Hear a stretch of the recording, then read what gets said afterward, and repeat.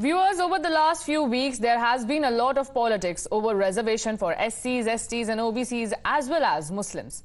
In the thick of the Lok Sabha polls, this face-off has escalated into a series of claims and blistering counter-claims, mostly involving the 4% quota of Muslims that has been in place in Telangana and Andhra Pradesh since 2007 when the two states were still undivided.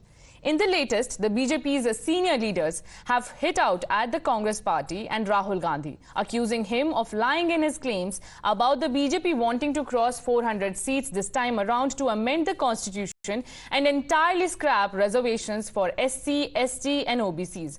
First and loudest among these was Amit Shah. Listen in. Karnataka में कांग्रेस की सरकार आई, 5% आरक्षण मुसलमानों को दिया। हैदराबाद में कांग्रेस की सरकार थी, 5% आरक्षण मुसलमानों को दिया। किसका कटा? जरा जोर से बोलो, किसका कटा? ओबीसी का कटा, पिछड़े वर्ग का कटा। राहुल बाबा झूठ मत बोलो, पिछड़े वर्ग के आरक्षण को कम करने का काम अगर किसी ने किया है तो ये कांग्रेस पार्टी ने किया है। एटा कासगंज वालों, इन लोगों ने झूठ की फैक्ट्री खोल कर रखी है। ये राहुल बाबा अभी अभी पिछड़ा वर्ग के नाम पर झूठ फैला रहे हैं। वो कह रहे हैं कि भाजपा को 400 सीटें दी तो भाजपा आरक्षण हटा देंगे। ये राहुल बाबा में समझ नहीं है भैया। आरक्षण हटाने के लिए पूर्ण बहुमत 2 टर्म से भाजपा के पास है, नरेंद्र मोदी के पास है।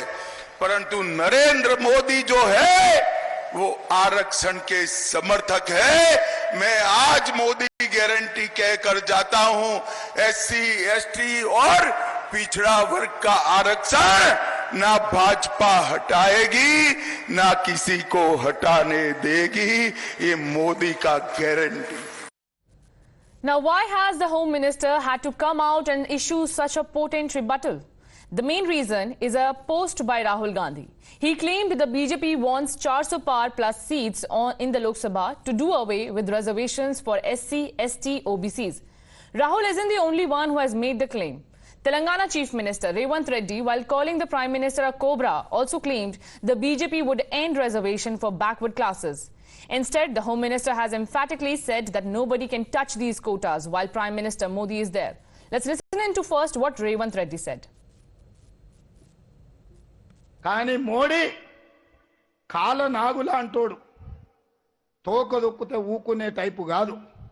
పగ పెట్టుకుంటాడు, పగ పడతాడు, ఎక్కడున్నా ఇడవడు.